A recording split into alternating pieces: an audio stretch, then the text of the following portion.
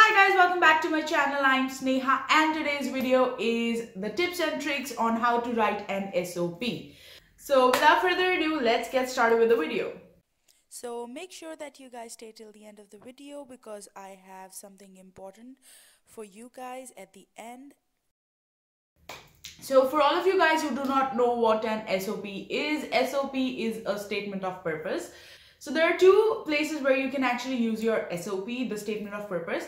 One, when you are actually filing your visa, and the other, if you're going to a university that has a requirement of SOP to get an admission, then you have to write an SOP. Now, an SOP is not just a paragraph or a few questions that you have to answer. An SOP is a very important document in which you can actually showcase your intentions and also mention your capabilities. So if you, let's say, are writing an SOP for a visa, then you write that you have intentions to go and study abroad and then come back to your own country. And let's say if you are writing an SOP for getting an admission in a university which has a requirement for an SOP, then you actually write your capabilities, that how well you can cope up to the changing environment and how well you can study in that and how good scores you are intending to get. So in this way, SOP is very, very important, and it is not just a paragraph to be written. Now for visa purposes, it might not differ as much, but if you are planning to write an SOP for a university that you're getting an admission in, then every university has a different and unique requirement for an SOP. So they have different word restrictions, certain way of questions, different bunch of questions for every university. So for writing an SOP for a university, you do have different criteria for all of those. Now the things that you need to keep in mind while you're writing an SOP. So the first thing is that it should not be vague. It is actually a document that states your purpose of going to a country or to a specific university. So that should not be vague at all. It should be to the point and very, very clear for the other person to understand, who is just reading your SOP for the very first time and does not know you. So by reading your statement of purpose, they should be able to understand what is the situation, where are you going to study, why are you going to study, and all of those things, and not being ambiguous with your facts and the things that you're mentioning in your SOP makes a great thing. Now, the tone of writing your SOP should be formal, definitely, but conversational as well.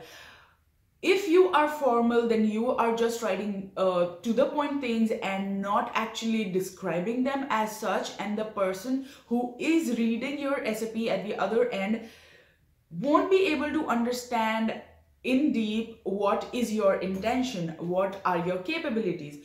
So you need to keep the tone of writing the SOP very, very formal but conversational. It shouldn't be like 3 lines and that's it per question. No, you have to write in details, and also making sure that there are no slangs in your SOP.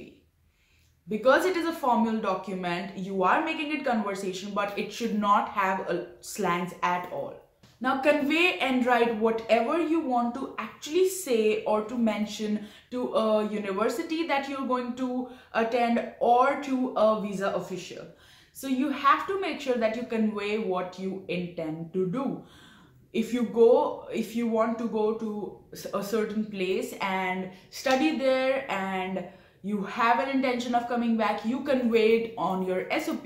Now the next thing is that people literally ask me that they have backlogs, they have certain subjects that they didn't score that well, or the overall score was not that well, or they did not attend their 12th exams, they did not attend their 10th exams, so therefore the percentage is very, very low and they want to study abroad. So they ask me if they can actually get a visa, if they can actually go through some college or university, and will they accept it? So first things first, for each university there's an eligibility criteria. Let's say you have met the eligibility criteria but you are just on the line of that, then you have to mention what was the reason that you have backlogs, that you have lesser marks, lesser percentage overall. You mention all of those issues that you have in that SOP. All the academic issues that you've faced are supposed to be mentioned in the SOP. Also, my next tip is to create a master SOP. Now, what is a master SOP? So as I just mentioned that every university has a different set of requirements for the SOP, different word restrictions and different way of questions.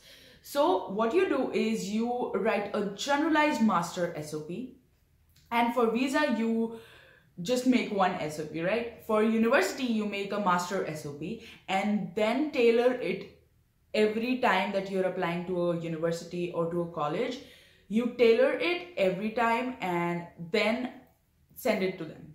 So you have one master SOP with you that has all the content that you wish to convey, and then you custom fit it for yourself when you need it for a particular university with certain restrictions. And last but not the least, you have to read and reread and reread.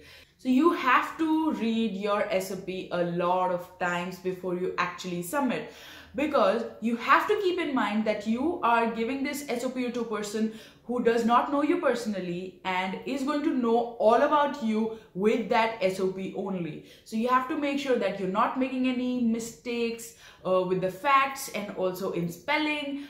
It should be really finely presented, irrespective if it is for visa or for university admission.